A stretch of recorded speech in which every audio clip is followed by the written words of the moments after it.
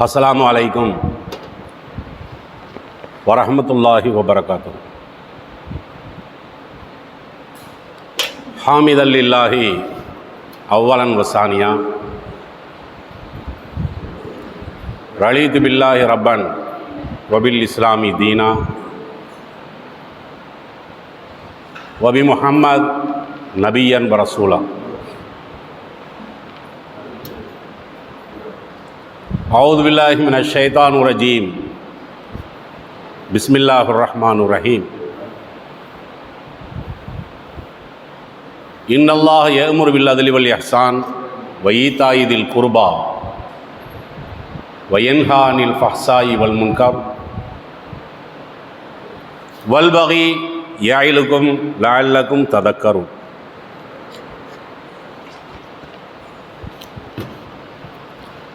அன்பினிய இஸ்லாமிய சொந்தங்களே, இறைவனுடைய மகத்தான பேரருளால் தென்காசி மாவட்டம் புளியங்குடி தக்வா ஜமாத் நிர்வாகத்தின் சார்பாக ஏற்பாடு செய்யப்பட்டிருக்கக்கூடிய வாராந்திர பெண்கள் நிகழ்ச்சியின் 374வது நிகழ்ச்சியை இறையருளால் நாம் அடைந்திருக்கிறோம். இந்த நிகழ்ச்சியிலே உறவுகள், உரிமைகளும் கடமைகளும் என்கின்ற தலைப்பு தேர்வு செய்யப்பட்டிருக்கிறது. இந்த தலைப்பை தேர்வு செய்யப்பட்டிருப்பதனுடைய காரணம் என்னவென்று சொன்னால், ஒரு மனிதன் மறுமை நாளிலே வெற்றி பெறுவதற்கு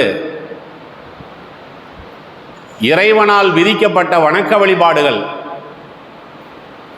எந்த அளவிற்கு காரணமாக இருக்கிறதோ அந்த அளவிற்கு உறுதுணையாகவும், ஒரு மனிதன் நரகை அடைவதற்கு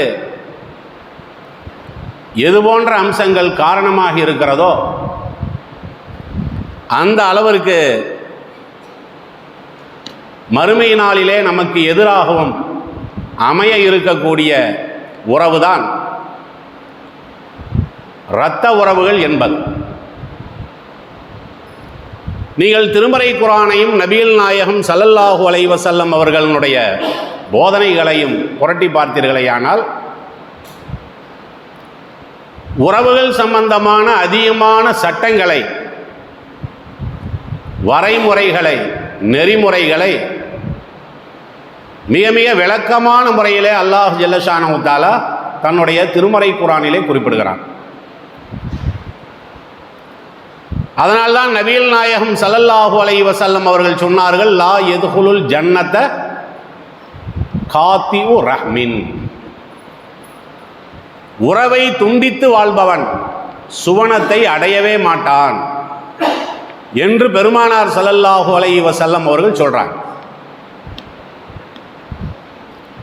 இதே மாதிரியான வார்த்தையில வேற மாதிரியான விஷயங்களுக்கு பெருமானார் ஸல்லல்லாஹு அலைஹி வஸல்லம் அவர்கள் பயன்படுத்தி இருக்கிறார்களா என்று நீங்கள் பார்த்தீர்களேயானால் அது ரொம்ப ரொம்ப கம்மி தான். உதாரணமாக மதுபானம் இருக்குது பார்த்தீங்களா? இஸ்லாமிய மார்க்கத்தில் மதுபானம் என்பது தடுக்கப்பட்டிருக்கிறது. மதுபானத்தை அருந்தக்கூடியவன் மறுமை நாளில் தண்டனைக்கு உள்ளாமல், அதில் சந்தேகமெல்லாம் இல்லை. அதை சொல்லக்கூடிய நேரத்தில் கூட மண் ஷரிபல் ஹம்ர, யார் மதுபானத்தை அருந்துகிறார்களோ லன் துக்குபல சலாத்துஹு அர்பஈன யௌமா, அவனுடைய 40 நாட்களினுடைய தொழுகை இருக்குது பார்த்தீங்களா, அதை இறைவன் ஏற்றுக்கொள்ளவே மாட்டான். இப்படிதான் கண்டனங்கள் இருக்கிறது. இன்னொரு ஹதீஸில் பார்த்தீங்கன்னா, மதுபானத்தை அருந்தக்கூடிய மனிதன் இருக்கான் பார்த்தீங்களா, அவனுடைய 40 நாளினுடைய பகல் நேர தொழுகை. பகல் நேர தொழுகைன்னா என்ன? வெளிச்சமாக இருக்கிற நேரத்தில் நாம் எதையெல்லாம் தொழுகிறோமோ, உதாரணமாக பார்த்தீங்கன்னா லோஹர் தொழுகை, அதே மாதிரி பஜ்ர் தொழுகை, அசரு தொழுகை, இதெல்லாம் நம்ம வெளிச்சம் வந்ததுக்கப்புறம் தொழுகிறதானே. இந்த தொழுகையெல்லாம் அல்லாஹ் ஜல்ல ஷானஹு தஆலா ஏற்றுக்கொள்ள மாட்டான், இப்படி கண்டிச்சிருக்கிறாங்க. அதே மாதிரி யார் ஒழுக்கக்கேடாக நடந்தார்கள் என்று சொன்னால் அவர்களுக்கு மறுமையில் தண்டனை இருக்கிறது. இப்படியெல்லாம் நீங்கள் குர்ஆன் வசனத்தை என்ன செய்யலாம், நிறைய பார்க்கலாம். நபிகள் நாயகம் ஸல்லல்லாஹு அலைஹி வஸல்லம் அவர்களுடைய போதனைகள்லையும் பார்க்கலாம். ஆனால் இந்த உறவை பற்றி சொல்லக்கூடிய நேரத்தில் தான் ரசூல் ஸல்லல்லாஹு அலைஹி வஸல்லம் அவர்கள் எப்படி சொல்றாங்க, லா யதுகுலுல் ஜன்னத காத்திஉ ரஹ்மின், உறவை துண்டித்து வாழ்பவன் சுவனத்தில் நுழையவே மாட்டான் என்று பெருமானார் ஸல்லல்லாஹு அலைஹி வஸல்லம் அவர்கள் சொல்றாங்க. இது எந்த அளவுக்கு அழுத்தம் கொடுக்குறான்னு கேட்டா, லைஸ ஷையுன் அதீஉல்லாஹ் தஆலா ஃபீஹி அஜல சவாபன் மின் சிலத்திர் ரஹ்மி, அல்லாஹ் வேகமாக வழங்கக்கூடிய நன்மையினுடைய வரிசையில் எது இருக்குதுன்னு கேட்டா சிலத்துர் ரஹ்மு தான் இருக்கிறது ரசூலுல்லாஹ் சொல்றாங்க. அதாவது சில விஷயங்களுக்கு நாம தாமதமாக கூலியை கொடுப்போம், சில விஷயத்துக்கு வேகமாக நம்ம கூலியை கொடுப்போம். காரணம் என்னன்னா, அந்த அளவுக்கு நம்மளுக்கு விருப்பமாக இருக்கிற காரணத்தினால கூலியை என்ன செய்வோம்னா நம்ம நீட்டவெல்லாம் மாட்டோம், உடனடியாக நம்ம கூலியை கொடுத்துருவோம். ஏன்னா அவருடைய வேலை நம்மளுக்கு திருப்தியாக இருக்கிறதுனால. அப்போ அந்த மாதிரி அல்லாஹ் ஜல்ல ஷானஹு தஆலா சில விஷயத்திற்கு மாத்திரம் வேகமாக என்ன செய்கிறானா, அல்லாஹ் கூலியை கொடுத்துட்றானா. அந்த விஷயத்தில் முதலாவது விஷயம் என்ன, சிலத்துர் ரஹமோடு, சிலத்துர் ரஹம்னு சொன்னால் உறவுகளோடு யார் இணைந்து வாழ்கிறார்களோ அவர்களுக்கு அல்லாஹ் ஜல்ல ஷானஹு தஆலா வேகமாக கூலியை கொடுத்துட்றான். சரி, கூலி மட்டும்தான் வேகமாக கொடுக்குறானா, அப்படியும் இல்லை. தொடர்ந்து சொல்றாங்க, வலைஸ ஷையுன் நாஜல இகாபன் மினல் பகி வ கத்தியத்துர் ரஹ்ம. அதே மாதிரி இறைவன் ரொம்ப வேகமாக தண்டிக்கக்கூடிய கோபம் இறைவனுக்கு ரெண்டு விஷயத்தில் வரும். ஒன்று என்னன்னா, நம்ம வரம்பு மீறி நடந்தா இறைவனுடைய கோபம் உச்சகட்டமாயிரும்.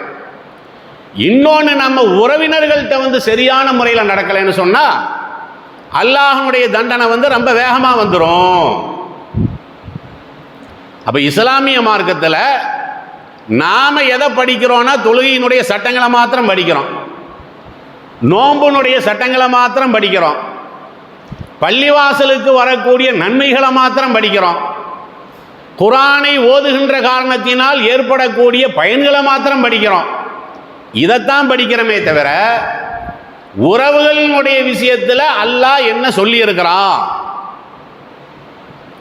இதை போய் உங்க பிள்ளைகிட்ட கேளுங்க, உங்களுடைய மகன்கிட்ட கூட நீங்க கேட்கலாம். இந்த மாதிரி நம்ம திருமறை குர்ஆன இறைவனுடைய வேதம் தான் நம்ம சொல்றோம். இஸ்லாமிய மார்க்கத்தையே மார்க்கம்னு தானே சொல்றோம். சொல்லப்போனா இஸ்லாமிய மதம்னா நம்ம சொல்றோம், மார்க்கம் நம்ம சொல்றோம். மார்க்கம்னா என்ன, அது ஒவ்வொன்றுக்கும் ரூட்டு வகுத்திருக்குன்னு அர்த்தம். அதுக்கு பேர் தான் மார்க்கங்கிறாது. அதாவது புளியங்குடி மார்க்கமாக, தென்காசி மார்க்கமாக போடுறான்ல, மார்க்கம்னா பாதைன்னு அர்த்தம். அப்ப இஸ்லாத்தை நாம் பாதை வழிகாட்டி என்று நம்ம சொல்றோமே தவிர உறவினர்களுடைய விஷயத்தில் அல்லாஹ் எப்படி நடக்க சொல்லி இருக்கிறான் இதுக்கு நம்ம குர்ஆனை புரட்டி இருக்க மாட்டோம். குர்ஆனை நாம புரட்டி இருக்கிறோம். எதுக்கு புரட்டி இருக்கிறோம்? அல்ஹம்துலில்லாஹி ரப்பில் ஆலமீன் சொல்லி ஓதுறதுக்கு புரட்டி இருக்கிறமே தவிர அம்மாவை பத்தி அல்லாஹ் என்ன சொன்னான், என்னுடைய தகப்பனாரை பத்தி அல்லாஹ் என்ன சொல்லி இருக்கிறான், என்னுடைய மாமனாரை பத்தி அல்லாஹ் என்ன சொல்லி இருக்கிறான், என்னுடைய மாமியாரை பத்தி அல்லாஹ் என்ன சொல்லி இருக்கிறான், இதுக்கு நம்ம குர்ஆனை புரட்டி இருக்கிறோமா? இல்ல ஹதீஸையாவது நம்ம இதுக்கு புரட்டி இருக்கிறோமா? நம்ம கேள்விகளாவது இது சம்பந்தமா கேட்கிறோமா? இது ஹலாலா ஹராமான்னு கேட்போம். இதை ஓதுறது கூடுமா கூடாதா, இது சுன்னத்தா பிதத்தா, இப்படியெல்லாம் நம்ம கேள்வி கேட்போமே தவிர நபிகள் நாயகம் ஸல்லல்லாஹு அலைஹி வஸல்லம் அவர்கள் அவர்களுடைய குடும்பத்தில் எப்படி நடந்தாங்க, நபிகள் நாயகம் ஸல்லல்லாஹு அலைஹி வஸல்லம் அவர்கள் அவர்களுடைய நண்பர்கள்ட்ட எப்படி நடந்தாங்க, இதெல்லாம் நம்ம கேட்டிருக்கிறோமா? ஆனால் அப்படியெல்லாம் கேட்கணும்னு நல்லா சொல்கிறான். அந்த மாதிரியான அடிப்படையில் உங்களுடைய சிந்தனையை பயன்படுத்தி இந்த உலகத்தில் நீங்கள் அந்த உறவு விஷயத்தில் கரெக்டாக நடந்தால் தான் மறுமையில் வெற்றி அடைய முடியுமே தவிர, வெறுமனே இந்த தொழுகையை மாத்திரம் அல்லாட்ட கொண்டு போய் கொடுத்துட்டு ஓ விஷயத்தில் நான் நல்லவனா நடந்தேன், சரி, உன் குடும்ப விஷயத்தில் நீ எப்படி நடந்த? என் விஷயத்தில் சாலிஹானவன் பேர் எடுத்துட்ட, தொழுகையாளின்னு பேர் எடுத்துட்ட. உன் மாமாட்ட நீ எப்படி பேர் எடுத்திருக்க? உன் அம்மாட்ட நீ எப்படி பேர் எடுத்திருக்கிற? உன் மச்சினிச்சிட்ட நீ எப்படி பேர் எடுத்திருக்கிற? இப்படியெல்லாம் எல்லாம் கேட்பானா இல்லையா? அதற்கு நாம் என்ன விட வச்சிருக்கிறோம்? இது எந்த அளவுக்கு சொல்றாங்கன்னு பாருங்க. ரசூலுல்லாஹ் மன் அஹப்ப ஐ யஸில அபாஹு ஃபீ கப்ரிஹி, மறுமையிலே தகப்பனோடு நான் இருக்க வேண்டும் என்று ஒரு மனிதன் ஆசைப்பட்டால் ஃபல் யஸில் இஹ்வான அபிஹி, தகப்பனோடு உடன் பிறந்தவர்கள் இருப்பார்களே அவர்களோடு நீங்கள் இணைந்து வாழுங்கள். நம்ம எல்லாத்துக்குமே ஆசை இருக்கா இல்லையா? தகப்பனோட மறுமையில் நாம் வாழணும்னு ஆசை இருக்கு. சரி, ஆசைப்பட்டுட்ட, ஆசையை அடையிறது எப்படி? ஆசை இருக்கு. ஏன்னா அம்மா மூத்தா போயிட்டாங்க, என்னுடைய தந்தை மூத்தா போயிட்டாங்க, அவங்களோடையே நான் வாழணும் ஆசைப்படுறோமா இல்லையா? இந்த கணவனோட தான் நான் சொர்க்கத்தில் இருக்கணும், நிறைய பேருக்கு ஆசை இருக்கும். இந்த மனைவியோட தான் நான் சொர்க்கத்தில் இருக்கணும், ஆசை இருக்கும். முயற்சி என்ன இருக்கு? பாக்கெட்டில் 10,000 ரூபாய் இருக்கணும்னு ஆசை இருக்குது, அது சம்பாதிக்கிறதுக்கு நீ என்ன பண்ண? அதை திரட்டுறதுக்கு நீ என்ன பண்ண? அந்த மாதிரி உன்னுடைய தந்தையோடு மறுமையில் நீ இணைந்து வாழ வேண்டுமானால் பல்யஸில் இஹ்வான அபிஹி, அந்த தந்தையோட உறவுகள் இருக்கிறாங்களே உடன் பிறந்தவர்கள், எப்படி சொல்லுவாங்க? சிச்சா தானே, குட்டியாப்பான்னு அந்த சைடு சொல்லுவாங்க, குட்டியாப்பா சின்னப்பானெல்லாம் சொல்லுவாங்க, சிச்சான்னு சொல்லுவோம், சித்தப்பான்னு சொல்லுவோம். அப்ப இவர்களோடு நீங்க இணைந்து வாழ்ந்தால்தான் உங்களுடைய தகப்பனோடு நீங்கள் மறுமையில் இணைந்து வாழலாம் என்று பெருமானார் ஸல்லல்லாஹு அலைஹி வஸல்லம் அவர்கள் சொன்னாங்களா இல்லையா? சொல்ல போனா இந்த ஹதீஸையே புதுசா தான் நம்ம பேர் கேள்விப்படுவாங்க. இப்படிமா ஹதீஸ் இருக்கு? இப்படி மட்டும் இல்லை, இன்னும் நிறையா இருக்கு. அது எந்த அளவு ரசூல் ஸல்லல்லாஹு அலைஹி வஸல்லம் சொல்றான்னு கேட்டா, மன் அஹப்ப இன்னமின் அபர்ரல் பிர்ர ஐ யஸில ரஜுல அஹல உத்த அபிஹா, அதாவது நீங்கள் நன்மையில் சிறந்த நன்மையை அடைய வேண்டும் என்று விரும்பினால் உங்க வாப்பாவோட ஃப்ரெண்ட் இருக்கிறாருல்ல, உடன்பிறப்புங்கிறது வேற.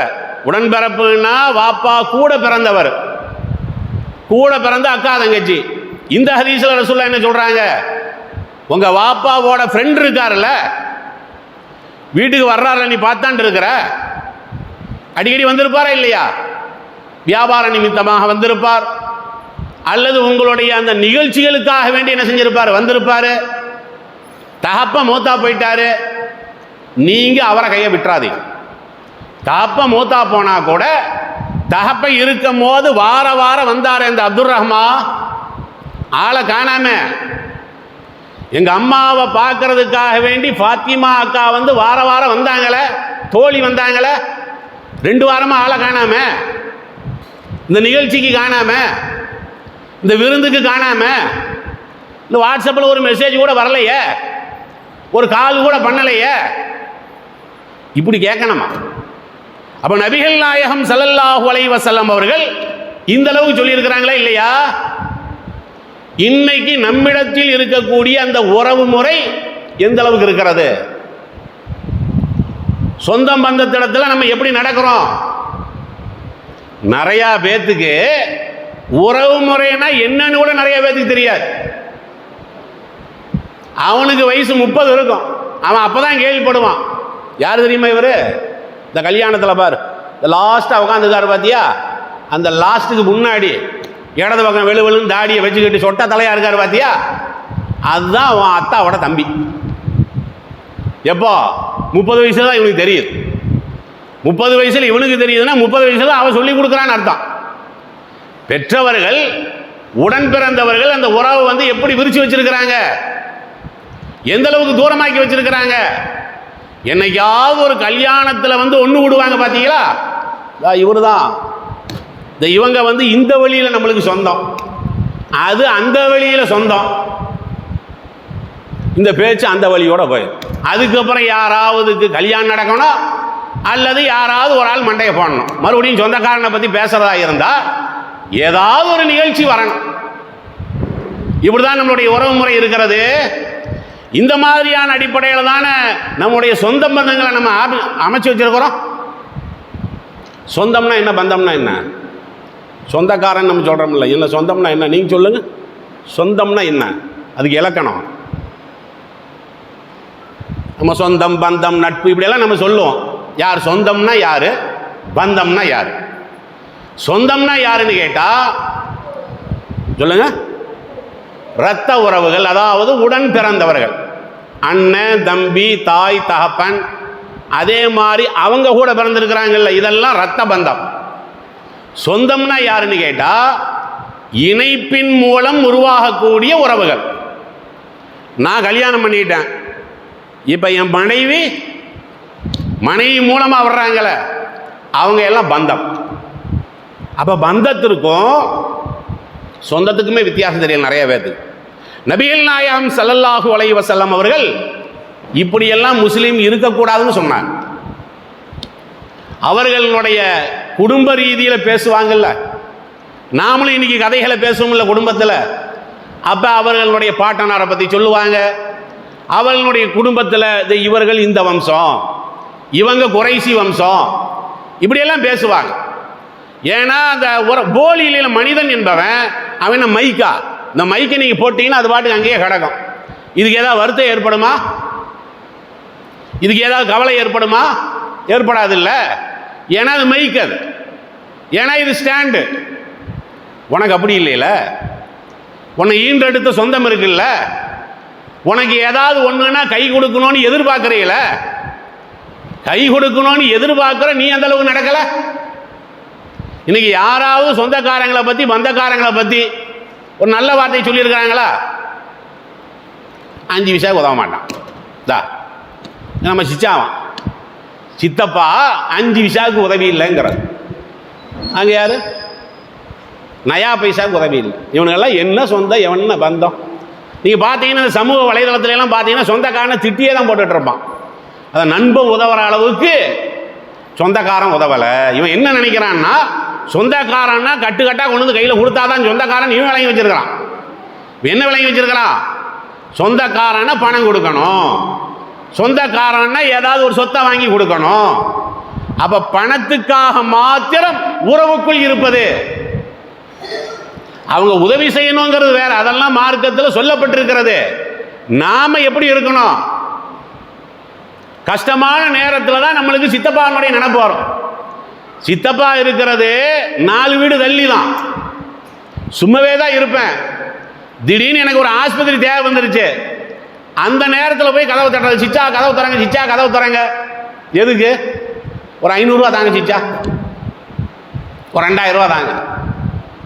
இதுக்கு மட்டும்தான் சிச்சாவா? உறவுங்கிறது பணத்துக்கு மட்டும்தானா?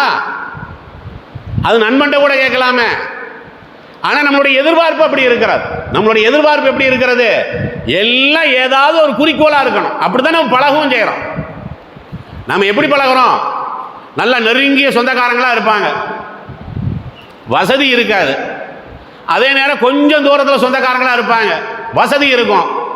வார வாரம் அவரை தேடி போவார், இவரை தேடி வரமாட்டார். பார்க்குறீங்களா இல்லையா? இதெல்லாம் நான் உன்னை சும்மா விட்டுருவேனா? உன்னைய மறுமையில நான் சும்மா விட்டுருவேனா? நீ வந்தவன சரி நீ போ சொர்க்கத்துக்கு போ அனுப்பிடுவேனா?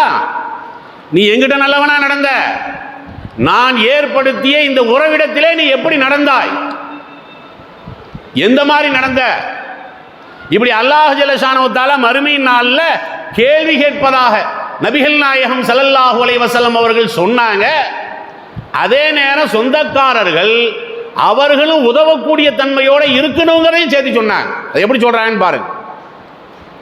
அஸ்ஸதகத்து அலல் மிஸ்கீனி சதகா. ஒரு தான தர்மம் நீங்க பண்றீங்க, ஏழைக்கு பண்ணீங்கன்னா தர்மத்தினுடைய நன்மை கிடைக்கும். வஹி அலாதிர் ரஹ்மி சிந்தானி. அதே நீங்க உங்களுடைய சொந்தத்தில் உள்ள ஆளுக்கு பண்ணிட்டீங்கன்னா 2 நன்மை கிடைக்கும். 100 ரூபா கொடுக்குறீங்க, யாருக்கு? ஏழைக்கு கொடுத்தீங்கன்னா அதுக்கு 500 நன்மை. ஏன்னா ஏழைக்கு கொடுக்குறீங்கல்ல, தர்மம் பண்றீங்கல்ல, அதற்குள்ள நன்மை. அதே 500 ரூபாய உங்க சொந்தக்காரங்களுக்கு நீங்க கொடுக்குறீங்க, அல்லது உங்களுடைய ரத்த உறவுகள்கிட்ட கொடுக்கக்கூடிய ஆள்கிட்ட நீங்க கொடுத்தீங்கன்னா அதே 500 ரூபாவுக்கு எல்லாம் 2 மடங்கு என்ன செய்யறான்? நன்மையை தர்றான். எதனால? உதவி செஞ்சது ஒரு நன்மை, உதவி செய்யணுங்கிற எண்ணம் வந்தவன நீ உன்னுடைய சொந்தக்காரன் நினைப்பு வருதில்ல, உனக்கு உன்னுடைய அண்ணன் தம்பி நினைப்பு வருதில்ல, உன்னுடைய மாமா மச்சான் நினைப்பு வருதில்ல, இதனால இன்னொரு நன்மை. சொன்னாங்களா இல்லையா? இன்னைக்கு நம்ம பேருக்கு என்ன வேணாலும் பண்ணுவோம், பேருக்காக வேண்டி, புகழை அடைய வேண்டும் என்பதற்காக வேண்டி என்ன செய்வோம்?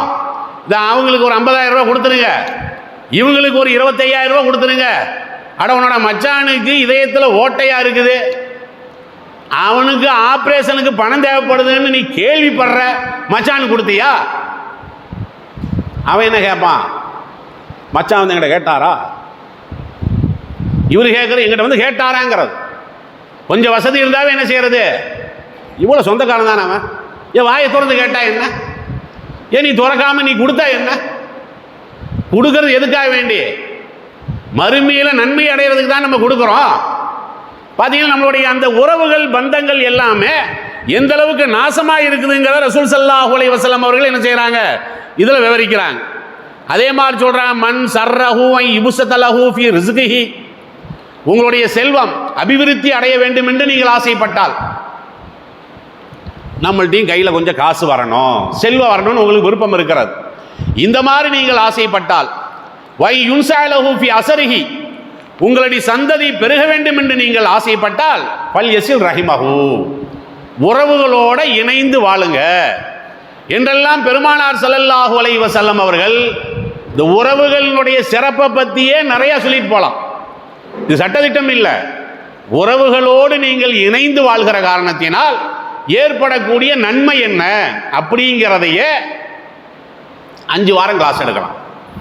குர்ஆன்ல அதை பற்றி அல்லாஹ் எப்படி சிறப்பித்து சொல்லி இருக்கிறான் அப்படிங்கிற சிறப்பை மட்டும் விளக்குவதற்கு 10 ஜும்மா நடத்தலாம். அதுக்கு பேர் தானே குர்ஆனு. இந்த குர்ஆனுங்கிறது அதுக்குள்ளது தானே. சும்மா 6666 வசனம் இருக்குது. ஆமா இருக்குது. என்ன இருக்குது? அதுல என்ன இருக்குது? சும்மா தொழுங்க தொழுங்கன்னு மட்டும்தான் இருக்கா? ஜகாத் கொடுங்க கொடுங்கன்னு மட்டும்தான் இருக்கா? ஒவ்வொரு ஜும்மாவிலையும் அஜர் என்ன செய்யறார்? லாஸ்டா ஒரு அரபியை படிச்சுட்டு முடிப்பார்ல, இன்னல்லாஹ யஅமுரு பில் அத்லி வல் இஹ்சான். இதுக்கு என்ன அர்த்தம்? இன்னல்லாஹ யஅமுரு பில் அத்லி, நீதி செய்வதை அல்லாஹ் உங்களுக்கு ஏவுகிறான். வல் இஹ்சான், நல்லுபகாரம் செய்வதை அல்லாஹ் ஏவுகிறான். இன்னல்லாஹ யஅமுரு பில் அத்லி வல் இஹ்சான் வ ஈதாஇ தில் குர்பா. அதே மாதிரி நெருங்கிய உறவினர்கள் இருக்கிறாங்களே, அவர்களுக்கு கொடுப்பதை அல்லாஹ் உங்களுக்கு ஏவுகிறார். இதெல்லாம் இமாம் படிக்கிறார். எங்க படிக்கிறார்? ஜும்மாவில் படிக்கிறாரா இல்லையா? நாம் இன்னும் அது ஒரு ராகம் மாதிரி என்ன செஞ்சிருக்கிறோம்? ஏன்னா ராகமா தானே இமாமும் படிக்கிறார். நாளைக்கு நம்ம படிக்கும் போது கூட எப்படி படிப்போம்? இன்னல்லாஹ யஅமுரு பில் அத்லி வல் இஹ்சான் வ ஈதாஇ தில் குர்பா வ யன்ஹா அனில் ஃபஹ்ஷாஇ வல் முன்கர் வல் பகி யஅலகும் லஅல்லகும் ததக்கரூன் உதுகுருல்லாஹ் யதுகுருக்கும் வது யஸ்தஜிபு லக்கும் வலதிகுருல்லாஹ் அல்லாஹு அக்பர். இவன் என்ன நினைச்சான்? நம்ம எந்த தக்பீர் கட்டுறது தான் ஓதுறான்னு நினச்சிருக்கான். அது அல்லாஹ் அக்பர் தான் தக்பீர் கட்டுறதுங்கிறது. அதுக்கு முன்னாடி என்ன சொன்னாரு? வார வாரம் முஸ்லீம்களை ஒன்று திரட்டி அல்லாஹ்வுடைய தூதர் ஸல்லல்லாஹு அலைஹி வஸல்லம் அவர்கள் இதை போதனை பண்ண சொன்னாங்களே இல்லையா? நீ வார வாரம் வர்ற, பள்ளிவாசல மறக்காம வர்ற, அதே மாதிரி உபகாரம் பண்றதை நீ மறந்துடாத, உறவுகளோட ஒட்டி வாழக்கூடிய அந்த சிந்தனை என்ன செஞ்சிடாத, கைவிட்டுறாத. இதுதானே அர்த்தம். அதான ஜும்மாவில் படிக்கப்படுது. அப்ப இறைவனுடைய வார்த்தையை நம்ம இறைவனுடைய வார்த்தையாக பார்க்கிறோமா, வாழ்வியல் நெறியாக பார்க்கிறோமா, அல்லது இது ஒரு பாடல் புஸ்தகமாக பார்க்கிறோமா? நீ வச்சிருக்கக்கூடிய அந்த புவியியல் புஸ்தகத்துக்கும் இதுக்கு வேறுபாடு இல்லையா? நீ வச்சிருக்கக்கூடிய கணக்கு புஸ்தகம் இது ஒண்ணுதானா? நீ வச்சிருக்கிற அறிவியல் புஸ்தகம் இது ஒண்ணுதானா? நீ வச்சிருக்கக்கூடிய இன்னும் பல புஸ்தகங்கள், கவிதை புஸ்தகம் இது ஒண்ணுதானா? எல்லாமே ஒன்னா, இது வேறையா? என்ன இது? உலக மாந்தர்களுக்கே நான் சவால் விட்டுக்கிட்டு இருக்கிறேன். அப்படி எல்லாம் சொல்லத்தானே செய்யறான் குர்ஆன்ல, குல் ஃபதூபி கிதாபின் மின் இந்தில்லாஹி. ரசூலாட்டி அல்லாஹ் சொல்றான், நபியே நீங்கள் சொல்லிவிடுங்கள். என்ன சொல்லுங்க? ஃபதூபி கிதாபின் மின் இந்தில்லாஹ், அல்லாஹ்விடத்திலிருந்து நீங்கள் ஒரு வேதத்தை கொண்டு வாருங்கள். நான் கொண்டு வந்திருக்கிறேன், இது நீ பொய்ங்கிற, இது நீ நம்ப மாட்டேங்கிற, இது நானா வளர்றது நீ சொல்ற. சரி விடு, நீ கொண்டு வா, நீ கொண்டு வா, நான் ஏத்துக்கிறேன். கண்டிஷன் என்ன? ஹுவ அஹ்தா மின்ஹுமா, நீ கொண்டு வர்றது நான் சொன்ன இரண்டை விட சிறந்து விளங்கினால். என்ன ரெண்டு? ஒன்னு குர்ஆன், இன்னொன்னு நபிமொழி. இது குர்ஆன்லயே அல்லாஹ் சொல்றான். அப்ப நீ ஒன்னு கொண்டு வா, அது நான் கொண்டு வந்த இந்த திருக்குர்ஆனை விட, நான் பேசிய அந்த நபி மொழிகளை விட சிறந்ததாக இருக்குமே. ஆனால் அத்தபியஹு, அதை முதல்ல நான் தாண்டா பின்பற்றுவேன், நான் பின்பற்றுவேன். ஏன்னா மக்களுக்கு நேரிய வழியை காட்டுறதுக்கு தான் நான் வந்திருக்கிறேன். அப்ப நேரிய வழியை நீ காட்டும் போது, அந்த வழி சரியா இருக்கும் போது அதை நான் எப்படி தடுப்பேன்? நான் பின்பற்றேன். ஒண்ணு நீ எனக்கு சொல்லி கொடு, யாராட்ட எப்படி நடக்கணும்னு தெரியலையா, அல்லது நீ சொல்றது மக்களுக்கு விளங்காத விதத்தில் அறிவீனமா இருக்கா, நான் சொன்னதை எடுத்துப்பார். உறவு முறையை பத்தி நான் பேசியிருக்கிறேன், உறவு முறைகளுக்கு கொடுக்கப்பட வேண்டிய சொத்தை பற்றி நான் பேசியிருக்கிறேன், எந்த மாதிரி நடக்க வேண்டும் என்று நான் பேசியிருக்கிறேன். இதை நீ எடுத்துக்க. இப்படி அல்லாஹ் சவால் வர்றதுக்கு என்ன காரணம்? இது எப்ப நம்ம போய் மாற்றாட்ட சொல்றது? சும்மா குர்ஆன் கிளாஸ்னா முஸ்லீம்களே வச்சுக்கிட்டு நடத்துறது தான் இந்த குர்ஆனா? இது முஸ்லீம்களுக்குள்ள குர்ஆனா, உலக மாந்தர்களுக்குள்ள குர்ஆனா? நீ நிலைமை எப்படி இருக்கிறது? நம்மளுக்குள்ளேயே உட்கார்ந்து பிரச்சாரம் பண்ணிட்டு இருக்காங்க, அவ்வளவுதான். நம்ம பிரச்சாரம், அழைப்பு பணி, இதெல்லாம் நம்ம எப்படி விளங்கி வச்சிருக்கிறோம்? முஸ்லீம்களை கூப்பிட்டு உட்கார வச்சு இதுதான். எப்ப மாற்றாட்டை கொண்டு போறது? எப்ப பக்கத்து வீட்டுக்காரங்களை கொண்டு போறது? எப்ப ஊராட்ட கொண்டு போறது? இதெல்லாம் நம்ம கடமைங்க.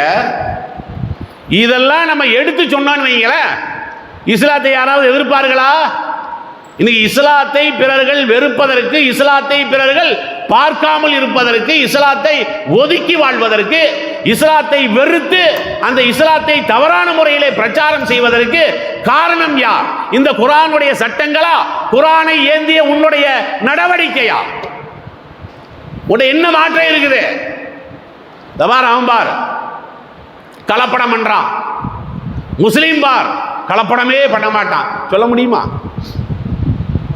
முஸ்லீம் போலியே விற்க மாட்டான், சொல்ல முடியுமா? நீ என்ன செய்யலங்கிற? அந்த பாயி வட்டி கடை வச்சிருக்காரு, இந்த பாயி வாரம் தவறாம என்ன செய்வார்? 4 தடவை தண்ணி அடிச்சிருவார். இப்படிதான் பேர் எடுத்துருவார். அப்புறம் இஸ்லாம் வளரும். இஸ்லாம் வளரும்னு சொன்னா இஸ்லாத்தை உருப்படியா சொல்றதோட அந்த இஸ்லாமிய மனம் மேல எடுக்கணுமே. நான் அத்தர்னு விற்கிறேன், சென்ட் பாட்டலுங்கிறேன், என் மேலேயே அந்த மனம் இல்லை. அப்புறம் நான் எப்படி சென்ட் பாட்டில் விற்கிறது? என் கடையே அத்தர் கடை தான். கடைக்குள்ள போனால் மனம் எடுக்கணுமா இல்லையா? என் கடைக்குள்ள வந்தால் மனமே இல்லை, ஆனால் மணி எழுதி மட்டும் இது ரோஜா பூ மனம், இது மல்லிகை பூ மனம். யாராவது வாங்குவாங்களா? அப்படிதான் நம்ம இஸ்லாத்தை வச்சிருக்கிறோம். அப்ப இதை பெருமானார் ஸல்லல்லாஹு அலைஹி வஸல்லம் அவர்கள் என்ன செய்யறாங்க? சொல்றாங்க. இன்னும் சொல்ல போனா அல்லாஹ்வே குர்ஆன்ல பல இடங்கள்ல இஸ்ரவேல் சமுதாயத்திடத்துல வாங்கிய ஒப்பந்தத்தை அல்லாஹ் பேசுறான். எப்படி பேசுறான்? வைத அகதனா மீசாக்க பனி இஸ்ராயீல, பனி இஸ்ரவேலர்கள் இருக்கிறார்களே அவர்கள்ட்ட நாம ஒப்பந்தம் பண்ணோம். எப்படி நம்ம கல்யாணத்தில் ஒப்பந்தம் பண்றோம் இல்ல? கபில் தூ நிக்காஹா பண்றோம்ல, அஜர்த்து பிடிச்சி சொல்றாருல்ல, கபில்து நிக்காஹான். அந்த மாதிரி அல்லாஹ் என்ன பண்ணானா, பனி இஸ்ரவேலர்களிடத்திலே நாம் வாக்குறுதி வாங்கினோம். என்ன வாக்குறுதி? லா தஅபுதூன இல்லல்லாஹ், அல்லாஹ்வை தவிர யாரையும் வணங்கக்கூடாது. நீ வேற ஒன்னையும் கிழிச்சலாம், நம்மளுக்கு கோடி கோடி அது கொட்டவெல்லாம் வேணாம். நான் உன்னை படைச்சிருக்கேனா இல்லையா, எனக்கு என வைக்காத, என்கிட்ட கேட்கறத வேற யார்ட்டையும் கேட்காத, என்னுடைய அம்சத்தை நீ யார்ட்டையுமே கொடுத்துறாத, அந்த கற்பனையை கூட பண்ணிடாத. உன் அம்மா மட்டும்தான் உனக்கு அம்மா. ஊர்ல இருக்கிற ஆளையெல்லாம் நீ அம்மான்னு சொல்லுவ. உண்மையான அம்மா யார்? உன்னை ஈண்டெடுத்த அம்மா தானே.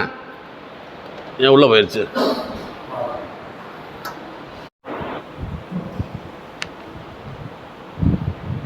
என்ன சொன்னா நினைவுபடுத்தினது லாஸ்டா இறைவன் வாங்கிய ஒப்பந்தம் யார்கிட்ட? பனி இஸ்ராயல்கிட்ட. என்ன ஒப்பந்தம் வாங்குறான்? என்னை தவிர யாரையுமே நீங்க வணங்கக்கூடாது. அதே மாதிரி அல்லாஹ் ஜல்ல ஷானஹு தஆலா அந்த பனி இஸ்ராயல்கள்ட்ட வாங்கிய ஒப்பந்தத்தை ரசூல் ஸல்லல்லாஹு அலைஹி வஸல்லம் அவர்கள் எப்படி சொல்றாங்க? எனக்கு இணை வைக்காத, எனக்கு இணை வைக்காம இருந்தால் மட்டும் பத்தாது, உறவுகளோட நீங்க இணைந்து வாழுங்க, உறவுகளுக்கு நீங்கள் உதவி செய்து வாழுங்கள். அப்படியெல்லாம் அல்லாஹ் ஜல்ல ஷானஹு தஆலா இது ஒப்பந்தமா சொல்றான். நாம் ஒரு ஒப்பந்தத்தை நம்ம பண்றோன்னு வைங்களேன், சும்மா விளையாட்டு விஷயமா எதுக்காவது நம்ம பண்ணுவோமா ஒப்பந்தம்? முக்கியமான விஷயத்தை தான் ஒப்பந்தம் பண்ணுவோம். அப்ப இஸ்ரவேலர்களிடத்துல நான் வாங்கிய ஒப்பந்தம் என்னன்னு கேட்டா, என்ன ஒப்பந்தம்? உறவினர்களோட நீங்க உருப்படியா இருக்கணும். இப்படி குர்ஆன்ல நிறைய வசனங்கள், நபிகள் நாயகத்தினுடைய போதனைகள், இப்படி சொல்லிக்கிட்டே போகலாம். ஆனாலும் சில படிப்பனைகளை நம்ம சொல்ல வேண்டியது இருக்கா இல்லையா? பொதுவாக இந்த உறவுகளுக்கு மத்தியில், சொந்தங்களுக்கு மத்தியில் எதனால விரிசல் ஏற்படுது? காரணத்தை நம்ம பார்க்கணுமே இல்லையா? எல்லாம் சேர்ந்துருங்கிறான். எல்லாம் சேர்ந்துருங்கன்னா இதென்ன ஜமாத்தா எல்லாம் இருந்துச்சுன்னா எல்லாம் சேர்ந்துருக்கிறதுக்கு? சேர்ந்துருக்கணும்னா எப்படி சேர்ந்துருப்பாங்க? என்ன பண்ணா சேருவாங்க? எண்ணத்தினால பிரிஞ்சு கிடக்குறாங்க. நான் எங்க அக்காட்ட பேசி கிட்டத்தட்ட ஒரு 10 வருஷம் ஆகும். அக்காட்ட பேசி 10 வருஷம் ஆச்சான். அண்ணன் தம்பிகிட்ட பேசி 5 வருஷம் ஆச்சு. என் தம்பி வீட்டில் நான் காலை வச்சு கிட்டத்தட்ட ஒரு 8 வருஷம் ஆச்சு. அந்த அளவுக்கு பேசுறாங்கல்ல. இந்த விரிசலுக்கெல்லாம் என்ன காரணம்? ஒன்று நம்மளுடைய தவறான அணுகுமுறை, இன்னொன்று என்னன்னு கேட்டா தவறான எதிர்பார்ப்புகள். அதாவது நான் என்னுடைய கடமையை நான் முதல்ல உணரணும். நான் தகப்பேன், என்னுடைய கடமை என்னன்னு அறியணும். நான் மகனுடைய கடமை என்ன, இதை நாம கவனம் செலுத்தாம, நாம சரியா நடக்காம, நாம மற்றவர்களை மாத்திரம் நம்ம என்ன பண்றோம்? அவர் சரியா நடக்கணும் நம்ம விரும்புறோம். பொதுவாக இந்த உறவுல முதல் தரத்தில் இஸ்லாம் பேசக்கூடியது என்ன? பெற்றோர் பிள்ளைகள் தான். இதான முதல் உறவு. மனிதனுடைய விஷயத்தில் முதல் உறவு என்னன்னு கேட்டா பெற்றோருக்கும் பிள்ளைகளுக்கும் இருக்கக்கூடிய உறவு தான். இந்த உறவு இன்னைக்கு கரெக்டா இருக்கா? பிள்ளைகள்கிட்ட பெற்றோர்கள் உண்மையிலேயே பெற்றோராக தான் நடக்கிறாங்களா? நல்லா யோசிச்சு பாருங்க. நீங்க பக்கத்து வீட்டில் எப்படி நடக்கிறீங்கிறத ரெண்டாவது, அது ஒதுக்கி வைங்க. தூரமா இருக்கக்கூடிய வீட்டில் எப்படி நடக்கிறீங்க அது ஒதுக்கி வைங்க. நீங்க பெற்றெடுத்த புள்ள எப்படி நடக்கிறீங்க, எப்படி நடக்க வேண்டும் என்று பெருமானார் ஸல்லல்லாஹு அலைஹி வஸல்லம் சொல்றாங்க. யாதிலு அவுலாதுக்கும் ரசூலுல்லாஹ் சொல்றாங்க. இதை சொல்றதுக்கு முன்னாடி இத்தக்குள்ளாங்கிறாங்க. பெத்தவங்களை கூப்பிட்டு, அம்மாவை அத்தாவை கூப்பிட்டு முதல்ல ரசூலுல்லாஹ் சொல்றாங்க, அல்லாஹ்வுக்கு நீ பயந்துக்க. ரெண்டாவது என்ன? யாதிலு ஃபி அவுலாதிக்கும், உங்களுடைய பிள்ளைகளுக்கு மத்தியிலே நீதம் செலுத்துங்கள். இது ஒரு அழகான போதனை. பல விரிசல்களை இன்னைக்கு சந்திச்சிருக்கிறாங்களே. அண்ணன் தம்பி சண்டை போட்டிருக்கான காரணம் யாரு? பெற்றோர்கள் செய்யக்கூடிய தவறு. முன்னாடியெல்லாம் பார்த்தீங்கன்னா, இப்போதான் ரெடிமேட் நிறைய வந்திருக்கிறது. முன்னாடி என்ன செய்வாங்கன்னா, மூத்தவனுக்கு துணி எடுத்து கொடுப்பாங்க, இளையவனுக்கு என்ன செய்வாங்கன்னா மூத்தவன் போட்ட துணியை வாங்கி கொடுத்துருவாங்க. இப்படி நிறைய பக்கம் இருந்துச்சா இல்லையா? மூத்தவனுக்கு புதுசு புதுசாக துணி எடுத்து கொடுக்கறது, இளவனுக்கு என்ன பண்ணுறது? இந்த உனக்கு தான் அண்ணன் சட்டை கரெக்டாக இருக்கும்ல, நீ அதை வாங்கி போடு. அவனுக்கு அந்த வயசில் பேச தெரியாது. அவனுக்கு அண்ணன் சட்டை கிடைக்குதுங்கிறது மட்டும்தான் அவனுக்கு தெரியுமே தவிர, நாம் என்ன பார்க்கணும், இவன் என்னுடைய மகன், இவனும் என்னுடைய மகன், எடுத்து கொடுத்தா 2 பேருக்கு சேர்த்து எடுத்து கொடுக்கணுமா இல்லையா?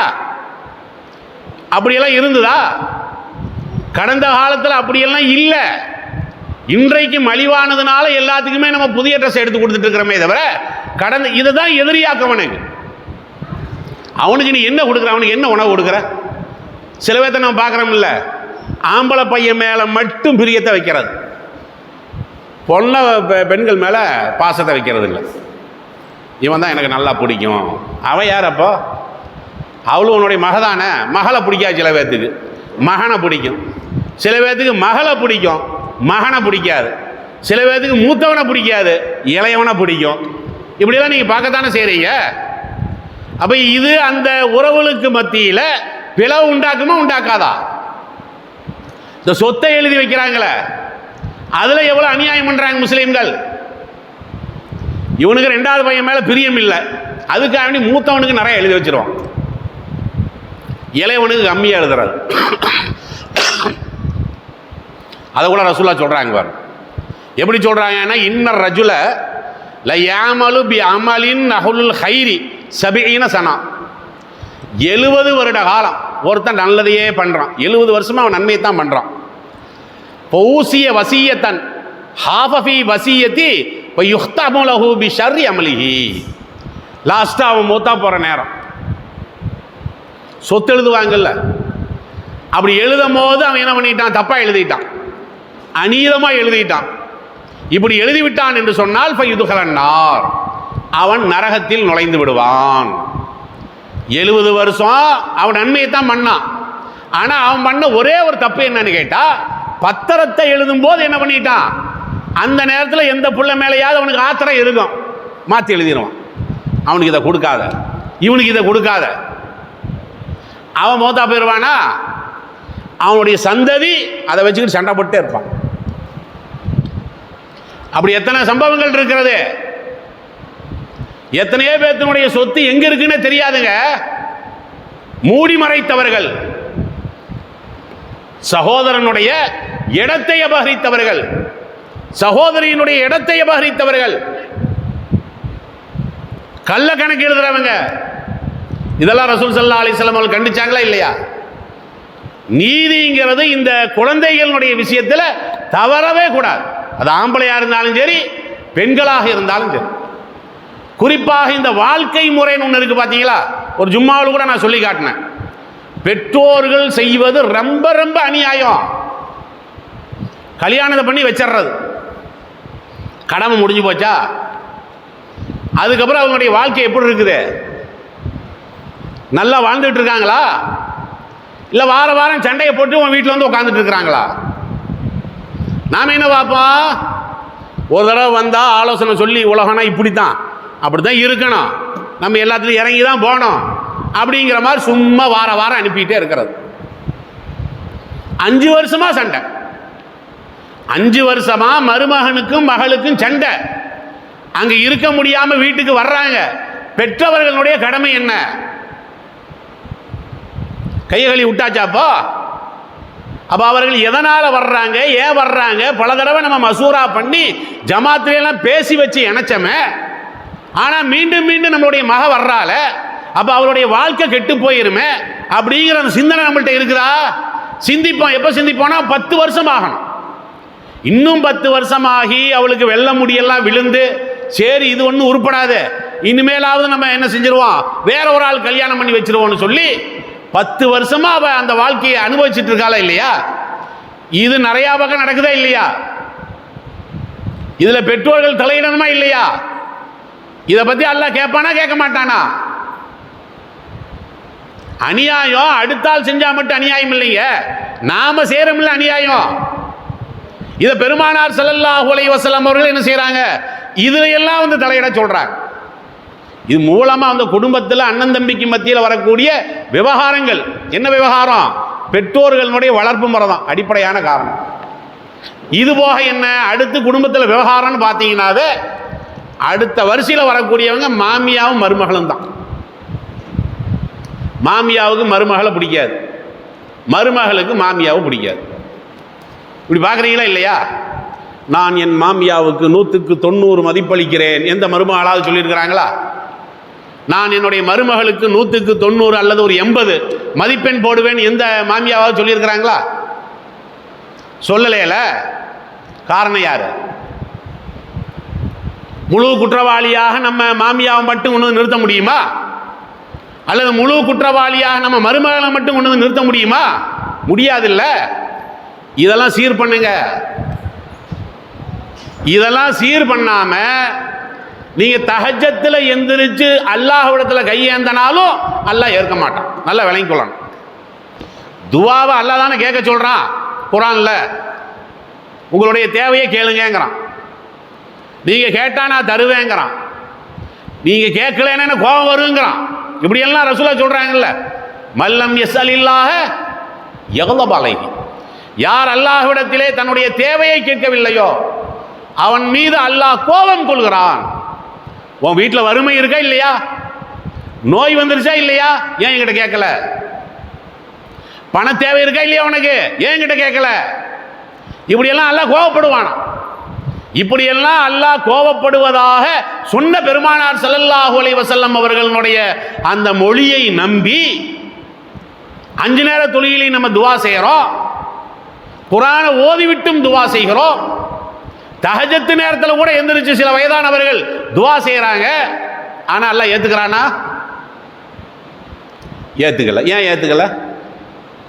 அவன் தானே கேட்கவே சொன்னான். கேட்டதுக்கப்புறம் ஏன் தரல? இல்லை இப்போதைக்கு நம்மள்ட்ட கைவசம் இல்லை அப்படின்னு அல்லாட்ட அந்த மாதிரியாவது அல்லாஹ் சொல்ல முடியுமா? இல்லை நான் ஒரு 2 மாதம் கழிஞ்சு தர்றேன், என் நிலைமை கொஞ்சம் மோசம்னு நல்லா சொல்லுவானா? கேட்க சொன்னவனே கேட்டதுக்கப்புறம் கொடுக்கல. ஏன் கொடுக்கல? ரசூலா சொன்னாங்கல்ல, கைஃப யுஸ்தஜாபு லில் அபுதி. எப்படி ஒரு அடியானுடைய பிரார்த்தனையை இறைவன் ஏற்றுக்கொள்வான்?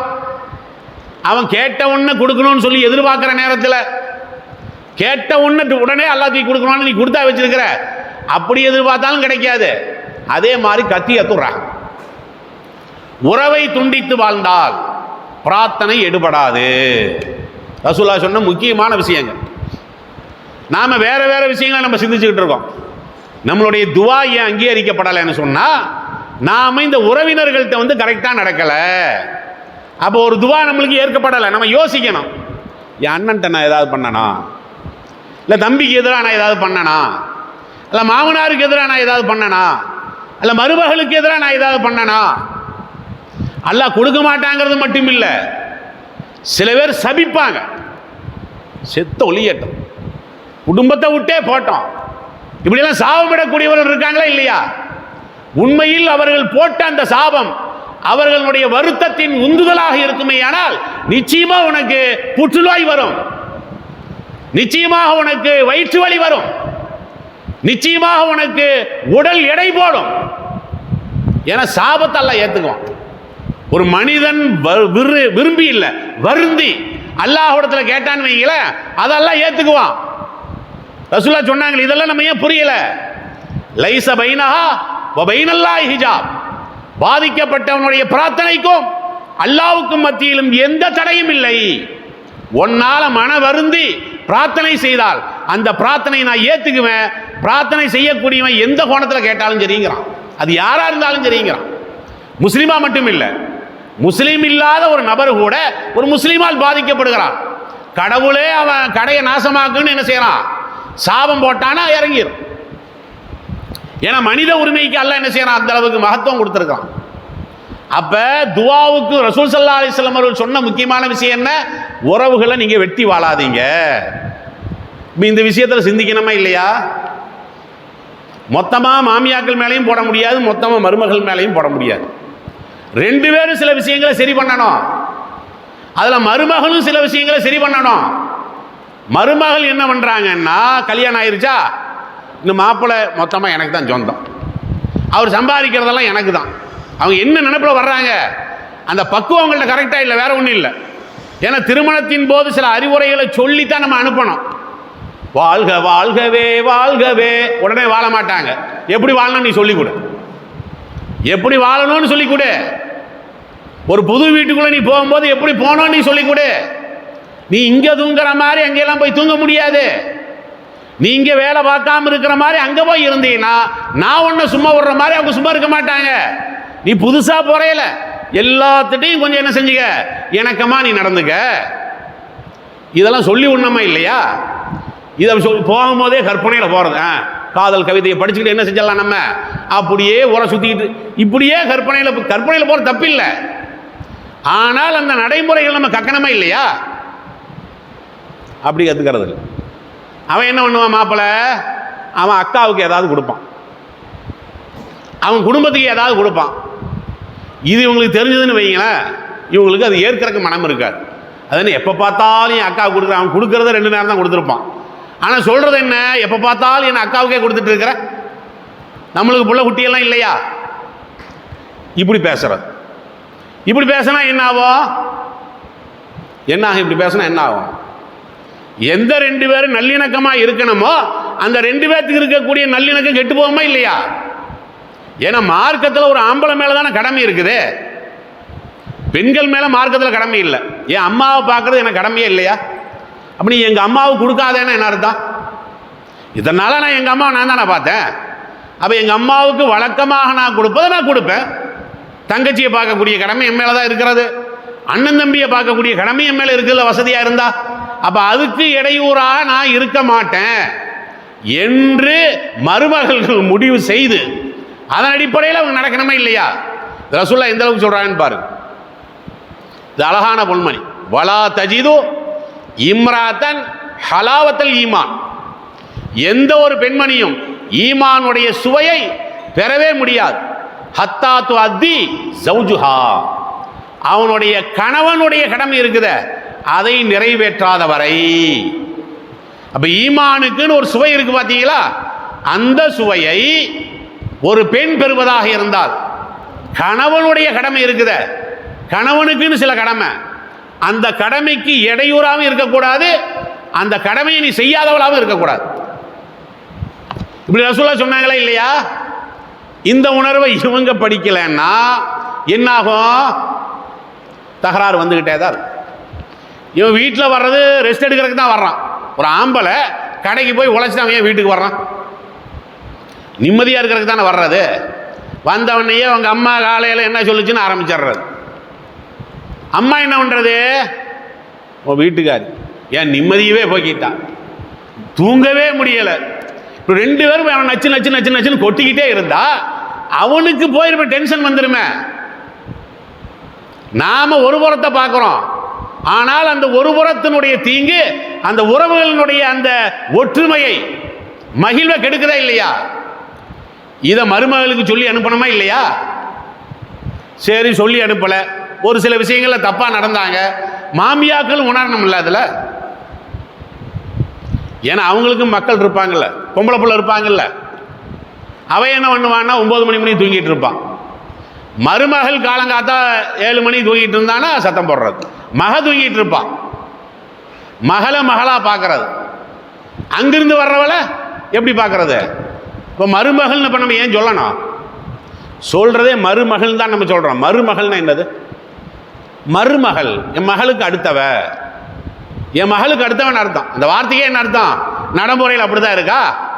சரி, என்னதான் இருந்தாலும் என்னதான் படிச்சிருந்தாலும் வயசு கம்மி தான், அனுபவம் கம்மி தான்.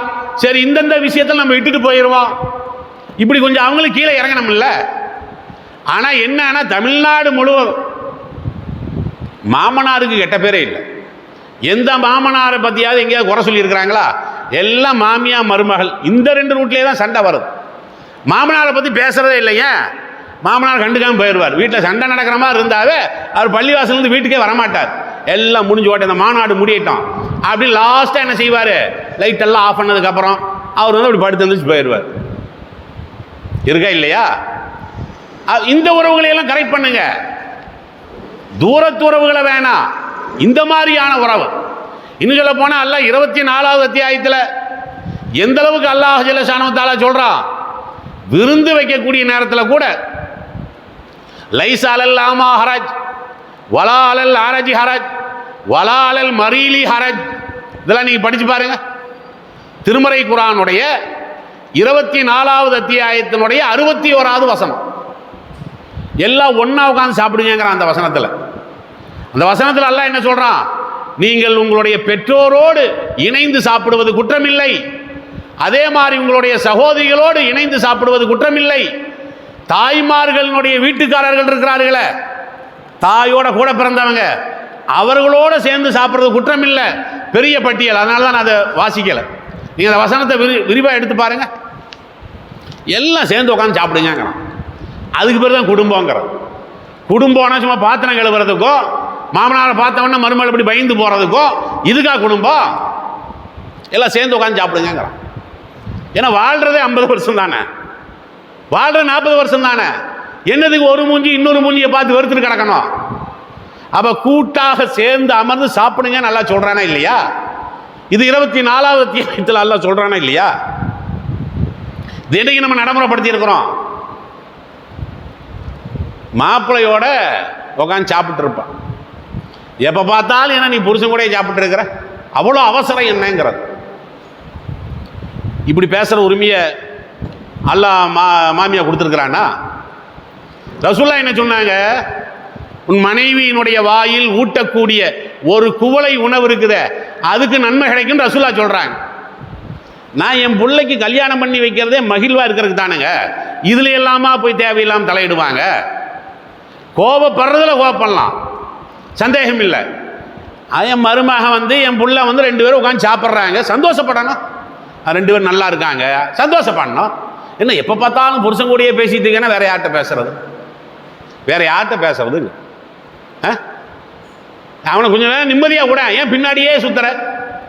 எதெல்லாம் பாராட்டத்தக்கதோ அதெல்லாம் நம்ம என்னன்னா விமர்சனத்துக்குரியதாக நம்ம பார்க்குறோம். விளைவு என்ன? சில பேர் எதிரியா மாறிடுறாங்க. இந்த குடும்பத்தை பிரிக்கிறாங்கல்ல, வா வெளியே போ, தனி குடித்தனம் போகிறோம். இன்னைக்கு அப்படி வந்துருச்சு இல்லை? இன்னைக்கு யாராவது கூட்டு குடும்பங்கிற முறை இன்னைக்கு இருக்குதா?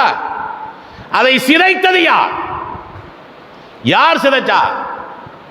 இன்னைக்கு 2 பேர் பெரிய காம்பவுண்டு. அந்த காலத்து வீடெல்லாம் பாருங்க, ஒரு வீட்டுக்கு இன்னொரு வீட்டுக்கு இடையில ஜன்னல் இருக்கும். எதுக்கு? இதை கொடுத்து வாங்கிறதுக்கு. திண்ணையெல்லாம் வச்சிருப்பாங்க, அழகான வீடுகள். இன்னைக்கு என்ன? எல்லாம் தனி. இங்க என்ன நடக்குன்னு அங்க தெரியாது, அங்க என்ன நடக்குன்னு இங்க தெரியாது. அந்த அளவுக்கு குடும்பத்தை அத்து போட்டாச்சு வெறுப்புகளால்.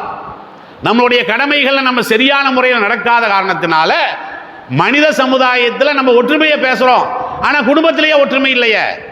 இதையெல்லாம் அல்லாஹ் ஜல்ல ஷானஹு தஆலா என்ன செய்வான்? கேள்வி கேட்பான் என்று பெருமானார் ஸல்லல்லாஹு அலைஹி வஸல்லம் அவர்கள் சொல்றாங்க.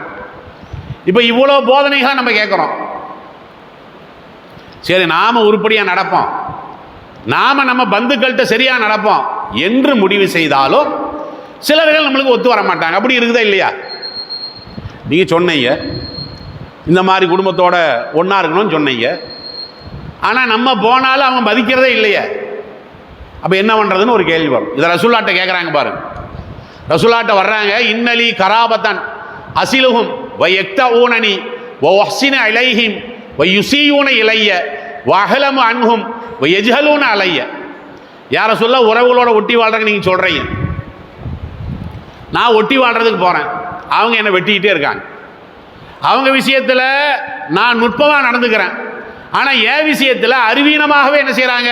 அவங்க நடக்கிறாங்க. அப்போ மடமைத்தனத்தை என் விஷயத்தில் பின்பற்றுறாங்க. இப்போ நான் என்ன பண்ணுறது? நீ சொன்னீங்க ஒற்றுமையோடு இருக்கணும்னு, ஒற்றுமைக்கு முயற்சி பண்ண, ஒற்றுமையை ஏற்றுக்கலை. இப்போ நான் என்ன பண்ணுறது? சரி, அவன் தானே ஏற்றுக்கலை, நீ அதே மாதிரி நட. அப்படியே சொன்னாங்க ரசூலுல்லாஹ். நீ கரெக்டாக நட, அவன் ஒன்றை மதிக்கலைங்கிறது வேற, நீ மதிச்சு நட. ஒரு விசேஷமா போய் கூப்பிடு, அவர் எங்கிட்ட பேச அதெல்லாம் நீ பார்க்கவே கூடாது. அவர் எப்படி வேணாலும் நடந்துட்டு போட்டோம், நீங்கள் ஒரு விசேஷமாக இருந்தால் போய் கூப்பிடுங்க. ஒரு திருமண நிகழ்ச்சியாக போய் கூப்பிடுங்க. அவன் கூப்பிடல, நான் எப்படி போய் கூப்பிடுவேன்? ஈமான் இல்லாதவன் அப்படி பேசலாம், நீ எப்படி பேசுறது? நீ இறங்கிப்போ என்று ரசூல் ஸல்லல்லாஹு அலைஹி வஸல்லம் அவர்கள் உறவுக்கு இந்த அளவுக்கு முக்கியத்துவம் கொடுத்தாங்களா இல்லையா? நாம் இதை செய்யறோமா? பத்திரிக்கை அடிப்பாங்க, மூத்த மருமகன் இளைய மருமகன். இளைய மருமகன் பேர் ஃபர்ஸ்ட் வந்துடும், மூத்த மருமகன் பேர் ரெண்டாவது வந்துடும். இதுக்கு இவர் சண்டை போடுவார். யார்கிட்ட? பொண்டாட்டிட்டு. என்ன என் பேரை தூக்கி ரெண்டாவது போட்டு, நான் தானே மூத்தவன். அது உண்மையில இவன் சொல்லி கொடுத்தலாம் அடிச்சிருக்க மாட்டான். அந்த ப்ரெஸ்ஸில் வந்து மிஸ்டேக் ஆகிருக்கு. அவன் முன்னாடி போடுற பேரை தூக்கி பின்னாடி போட்டிருப்பா, பின்னாடி போடுறத தூக்கி முன்னாடி போட்டிருப்பா, அல்லது அவன்கிட்ட அந்த பிஏ பிகாம் அப்படிங்கிற ஏதாவது வார்த்தையை அவன் மறந்துருப்பா, அச்சிலேயே பிழையாயிருக்கும். இதையெல்லாம் போட்டு பெரிய பிரச்சனையாக்குறது யாரு? மருமகன். அப்ப நீ அந்த மருமகங்கிற வார்த்தைக்கே தகுதி இல்லை. மருமகன் என்ன அர்த்தம்? மகனுக்கு அடுத்தவன் தான் அர்த்தம். அப்ப மருமகன், மகன் ஒரு மகன் தப்பு பண்ணிட்டாரு, கோவப்படுவோமா நம்ம? இல்ல அம்மாட்ட போய் அந்த மகன் வந்து கோவப்படுவாரா? சகிச்சு போவார்ல? நீ மருமகன் தானே சொல்ற. அப்ப அந்த குடும்பத்தில் ஏதாவது ஒரு தப்பு வந்துருச்சு, சகிச்சுட்டு போ, அதை ஏத்துக்கிட்டு போ. ஏன்னா பொறுமைக்கு அல்லாஹ் கூலி கொடுக்கத்தானே செய்யறான். அந்த பொறுமையை கடைபிடித்து உறவுகளோட ஒட்டி வாழ்ற நேரத்தில் அல்லாஹ் கூலி கொடுக்கத்தானே செய்யறான். இப்படியெல்லாம் நபிகள் நாயகம் ஸல்லல்லாஹு அலைஹி வஸல்லம் அவர்கள் என்ன செய்யறாங்க? உறவுகளை பத்தி நிறைய, அதான் நான் சொன்னேன், நிறைய கிளாஸ் எடுக்கலாம். அதே நேரம் இன்னொரு விஷயத்தையும் விளங்கிக்கணும். உறவுகளோட ஒட்டி வாழ்றது, அதுக்கெல்லாம் ஒரு எல்லை இருக்கிறது. ஹலால் ஹராம்னு ஒரு எல்லை இருக்கு பார்த்தீங்களா? நெருங்கி வாழுங்க, ஆனால் அந்த எல்லையை தாண்டாம வாழணும். அந்த எல்லையை மீறக்கூடாது.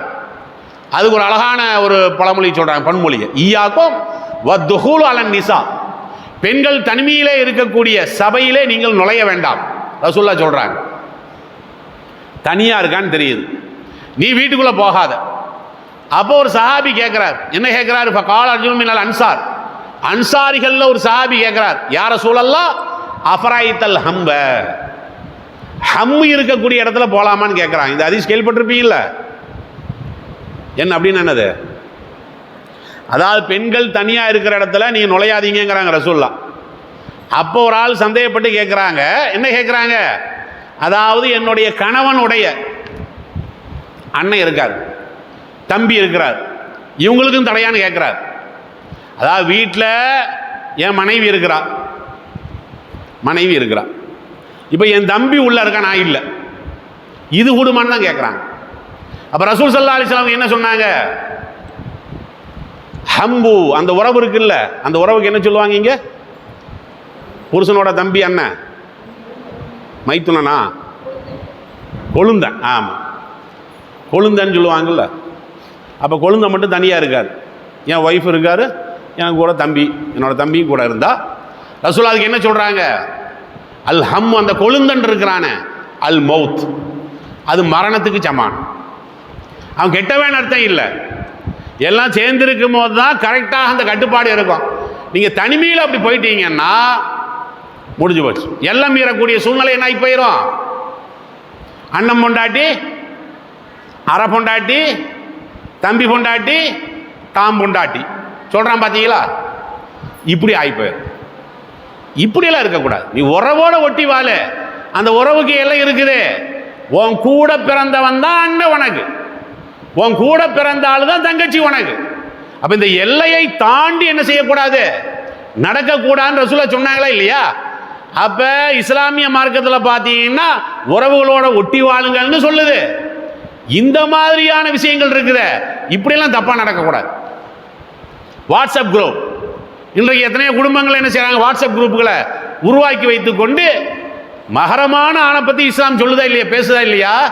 அவர்களை இணைக்க கூட தனிமையில் உட்காந்து அந்த இடத்துல போய் சொந்தக்காரனுடைய ஹதீஸை பேசுறது அது வேற.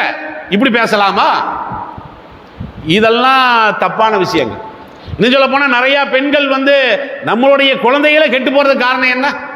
இவங்க வெளியே போவாங்க, மார்க்கெட் போக வேண்டியது இருக்குது, உறவுகளுடைய விஷயத்திலேயே இவ்வளோ கரெக்டாக நடக்க சொல்றாங்க ரசூலுல்லாஹ். இவங்க என்ன செய்யறது? இவளுக்கு கல்யாண வீட்டுக்கு போகணும், நீ போய் மாமா வீட்டில் சாயந்தரம் முடி இருந்துக்கங்கிறது. யார் மாமா வீடு? யார் பக்கத்தில் மாமா வீடு? அது வேற யாரோ, சொந்தம் இல்லை, சும்மா சொல்றது. நீ போய் மாமா வீட்டில் இருந்துக்க, நீ போய் அண்ணன் கூட இருந்துக்கன்னு பிள்ளைய வச்சு போட்டு போயிடுறது. அதனால் ஏற்படக்கூடிய விளைவு என்ன? நாரி போயிட்டு இருக்கு. இன்னைக்கு நீ நம்ம பள்ளிவாசல்ல உட்கார்ந்துட்டு இருக்கிறனால பல விஷயங்களை வந்து நம்ம விரிவாக பேச வேண்டிய அவசியம் இல்லை. ஆனால் இன்றைக்கு சமூகத்தில் சீர்கேடு தூக்கி நிற்குதா இல்லையா? மேலோங்கி நிற்குதா இல்லையா? காரணம் என்ன? எல்லை. உறவுகளுக்கு மத்தியில் கூட எல்லை என்ன செய்யணும்? பேண வேண்டும் என்று பெருமானார் ஸல்லல்லாஹு அலைஹி வஸல்லம் அவர்கள் சொல்றாங்க. இது எல்லாத்துக்கும் மேல நிறைய சொல்லலாம். இறுதியா சொல்றதா இருந்தா உறவுகளினுடைய விஷயத்தில் நாம் செய்ய வேண்டிய அடிப்படையான முக்கியமான விஷயம் என்ன? அழைப்பு பணி. எங்க அண்ணா அல்லாஹ் விட்டு போட்டு அடுத்த ஆள்கிட்ட கையேந்திட்டு இருக்கிறார், சும்மா இருக்கிறேன் நான். விதத்தில் ஊறி போயிருக்கிறார், சும்மா இருக்கிறேன் நான். இப்போ மறுமையில இங்க மட்டும்தான் அந்த ஒற்றுமையா? இந்த ஒற்றுமையே மறுமையில போய் வெற்றி பெறதுக்கு தானே. அப்ப மறுமையில என்னுடைய அண்ணன் நரகத்துக்கு போற மாதிரியான காரியத்தை செய்கிறார், நான் அதை கண்டுக்காம இருக்கிறேன். சிறுக்கில ஊறி போய் இருக்கிறார், நான் கண்டுக்காம இருக்கிறேன். இதுல எல்லாம் தலையிடணும். ரசூலுல்லாஹ் தலையிட்டாங்களா இல்லையா? பாத்திமா ரலியல்லாஹு அன்ஹா அவர்களுடைய வீட்டுக்கு போனாங்க விருந்துக்கு. அப்ப திரைச்சீலை ஒன்று தொங்குச்சு, உருவம் பொதித்த திரைச்சீலை. உருவப்படம் மாட்டக்கூடாது, அலங்காரத்திற்காக வேண்டி ஈர்க்கிற மாதிரி திரையில மாட்டுறாங்கல்ல. திரும்பி வந்தாங்களா ரசூலுல்லாஹ்? ஏன் வந்தாங்க? நீ உறவு தான், நீ மகதான். நீ மகங்கிறதுனால மார்க்கத்தில் நீ எல்லை மீறுவதை நான் ஏற்றுக்க மாட்டேன். ரசூலுல்லாஹ் தடுத்தாங்களா இல்லையா? இன்னைக்கு அப்படி நம்ம தடுத்திருக்கிறோமா? நம்மளுடைய உறவுகளுடைய விஷயத்தில் இதை செய்யாத அதை செய்யாத அப்படி ஏதாவது சொல்லி இருக்கிறோமா? ஆனால் நல்ல இந்த பிரச்சாரம்லாம் நம்ம பண்ணணும். நபிமார்களுடைய குடும்பமே தப்ப முடியல. ஆதம் அலைஹிஸ்ஸலாத்து வஸ்ஸலாம் அவர்களுடைய மக்களில் ஒரு ஆள் நரகம் தானே. ஹாபில் காபில்னாலும் கேள்விப்பட்டிருப்பீங்க. ஒரு ஆள் நரகத்துக்கு போறாருல்ல. நூஹ் நபியினுடைய மகன் நரகத்துக்கு போறாருல்ல. இப்ராஹிம் நபியினுடைய தந்தை நரகத்துக்கு போறாருல்ல. நபிகள் நாயகம் ஸல்லல்லாஹு அலைஹி வஸல்லம் அவர்களுடைய குடும்பத்திலேயே பல பேர் நரகத்தில் போறாங்கல்ல. காரணம் என்ன? இந்த உறவையெல்லாம் வச்சுக்கிட்டு அல்லாஹ் மறுமையில வெட்டி கொடுக்க மாட்டான்.